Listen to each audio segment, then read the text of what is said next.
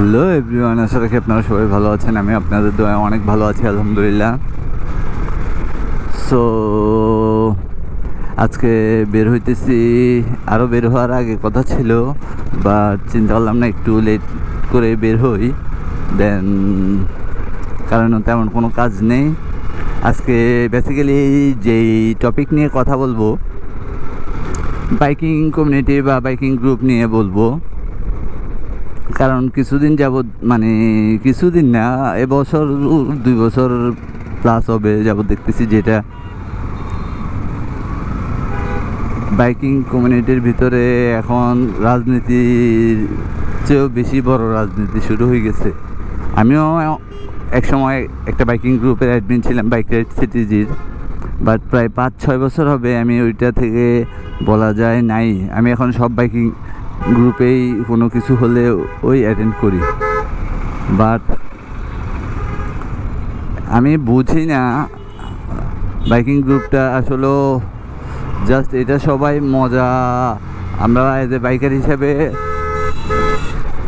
হিসাবে এটা আমরা সবাই ট্যুর দিই, রাইড দিই, ওই হিসাবে একসাথে আমরা অ্যাটেন্ড করি, মিট আপ করি, মজা মাস্তি। এর বাহিরে এখানে এখন দেখতেছি যে বাইকিং গ্রুপের ভিতরে শুরু হয়ে গেছে যে রাজনীতি, বিজনেস, মানে কি বলবো, যেটা বলার মতো না। এখন আজকে আমি এই কথাগুলো বলতেছি, বলার কারণ বেসিক্যালি আমি নিজে অনেক হার্ট পাইছি, কষ্ট পাইছি বেসিক্যালি, নাহলে এই কথাটা বলতাম না। আর এই কথাগুলো বলার কারণে আমি অনেক মানুষের কাছেই মানে অনেক হয়ে যাব, খারাপ হয়ে যাব। সো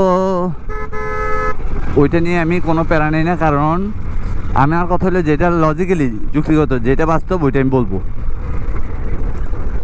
ভাই প্রত্যেকটা বাইকার বা বাইকিং গ্রুপের ফাউন্ডার, অ্যাডমিন, সবাইয়েরই একটা উচিত যে ওই হিসাবে চিন্তা করা যে আমি একটা বাইকিং গ্রুপের অ্যাডমিন, হ্যাঁ। সো আমার মেম্বারদের মানে যে একটা সুন্দরভাবে হয়, ওইভাবেই আমার করা। বাট এখন দেখতেছি না, পয়সা মাসাঙ্গা, পকেট ভরা, অ্যাকাউন্ট ভরা, অন্যগুলো কোনো কিছু দেখার সময় নাই। সো আমি মনে করি আসলে আমরা বাঙালিরা অনেক লোভী টাকার দিক দিয়ে। আরে ভাই, একটা মানুষের সাথে একদিনে সম্পর্ক নষ্ট না করে ওর সাথে ভালো সম্পর্ক রেখে যদি আমি সারা জীবন চলে যাই, তাহলে ওইটাতে বিজনেস পারপাস হোক, এমনি পারপাস হোক, সবভাবেই উপকার হবে, আরও ভালো, সম্পর্কটাও ভালো থাকলো। বাট একদিনের কাজ বর্তমানে আসলে মানুষ আর মানুষ নাই, মানুষ নামে সব অমানুষ, শুধু ওই স্বার্থ, কারে কে বাস মারবে ওই চিন্তা থাকে। সো দিন শেষে এক সময় দেখা যাবে কি ওরাই ইয়েতে নাই।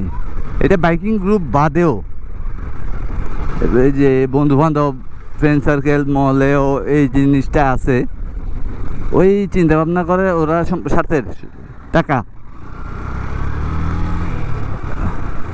এই জিনিসটা আসলে সবাই বুঝে না যে একটা মানুষের সাথে যদি সম্পর্ক, আমার সাথে যদি সম্পর্ক আরেকজনের 10 বছর সুন্দরভাবে থাকে, তাহলে আমার ওর দ্বারা অনেক উপকার আসবে, আবার ওরও আমার দ্বারা অনেক উপকার আসবে।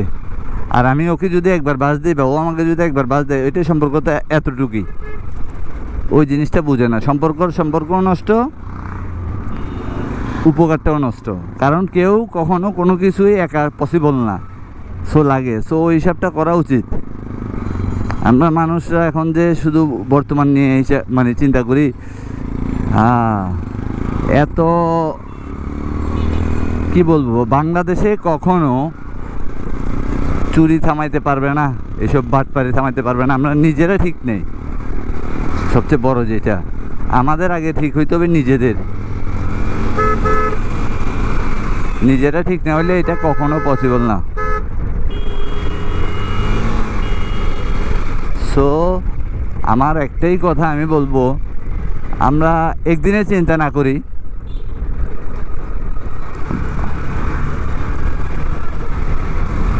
একদিনের চিন্তা করে আমিও বিজনেস করতাম, হ্যাঁ, এটা মানুষ কোনো কিছু করতে গেলে বা দেখা যায় আপনার যারা ব্লগিং করতেছে, আমি বললাম ব্লগার ওরকম কিছু না, বাট আমি নিজে চোখে দেখা ভাই ব্রাদার যারা একটা ভালো পজিশনে আছে, একজনের পিছনে একজন শত্রুর মতো লাগিয়ে থাকে অযথা, কিরে বেডি মানুষের মতো कौन है ये लोग? নাই। কিরে ভাই, একজনের সাথে একজন মিলেমিশেই থাকুক না, ওইটা নাই।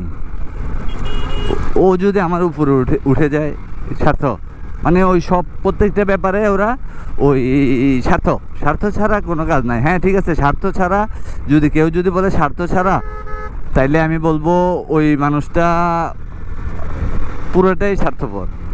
স্বার্থ ছাড়া কেউই চলে না, স্বার্থ লাগেই। বাট তাই বলে যে আমি তাকে একদম বাসের আগায় তুলে দিব তা না। সো যাই বলছি, এটা একটাই রিকোয়েস্ট, একটু বুঝে মানে সব কিছু মেনটেন করে বুঝে শুনে করাটা বেটার আই থিঙ্ক। আর যদি কোনো ভুল বলে থাকি ক্ষমার দৃষ্টিতে দেখবেন। এটাই, আল্লাহ হাফেজ।